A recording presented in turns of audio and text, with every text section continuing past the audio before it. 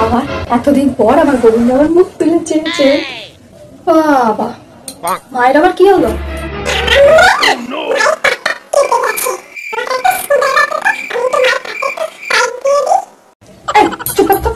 আমি শুনছি। মা, কি হয়েছে গো? এত খুশি খুশি লাগছে তোমার মনটা। ধরো আমাদেরকে বলছিল না, এখন দেখ তোকে বলে নাকি। এই তুমি চুপ করবা? এতদিন পর আমি একটু খুশি হয়েছি আর তোমার সহ্য হচ্ছে না? না হ্যাঁ, তুমি এখন অশান্তি করতে চাইছো আমার সাথে। আচ্ছা ঠিক আছে ঠিক আছে, চুপ করো দুইজনা। এখন আবার দুইজনা একবার মহাভারত শুরু করতে না। তুমি বলো কি হয়েছে? আরে বাবা, ওকে বলবো না তার কাকে বলবো? ওকে নিয়েই তো সুখবরটা। এর জন্যই তখন অপেক্ষা করছিলাম যে ও কখন আসবে।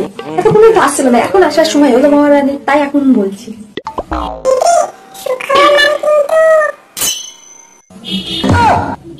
মা, সুখবর মানে তুমি যেটা বলছে সেটাই? তুমি আবার পাত্র দেখেছো?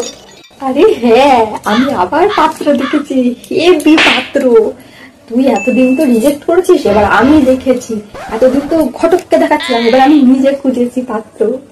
এবার তোর মা ঘটক বেড়ে শুরু করলো। মা, এর সাথে সাথে আমি 20টা পাত্র রিজেক্ট করছি, তাও তুমি বুঝছো না যে আমি বিয়ে করবো না। হ্যাঁ, 20খানার মধ্যে না আর 21টা যোগ হবে, তাতে কি হয়েছে? কি তুই বলে কি বিয়ে করবি না নাকি? মা, এবারে কিন্তু আমি বলে দিচ্ছি এই পাত্রকেও আমি কিন্তু পছন্দ করবো না। আচ্ছা, পাত্র কি করে শুনি? হ্যাঁ, ছেলে কি করে? ছেলে সরকারি চাকরি করে।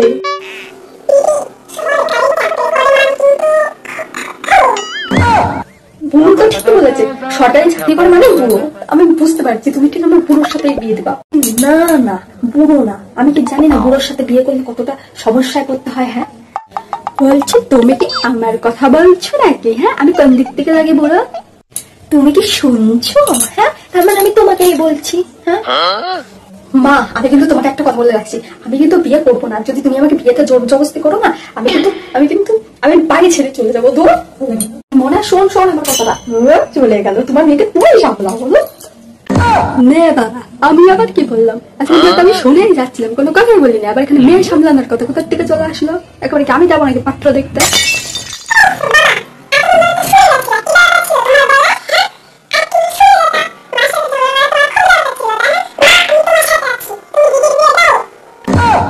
নে বাবা, সবাই রাগ আমার উপর দিয়ে কেন যাচ্ছে? আমি কি পাত্র জোগাড় করেছি না আমি পাত্র দেখতে গেছি? এবার দিন অফিস থেকে ছুটি পেয়েও শান্তি নেই।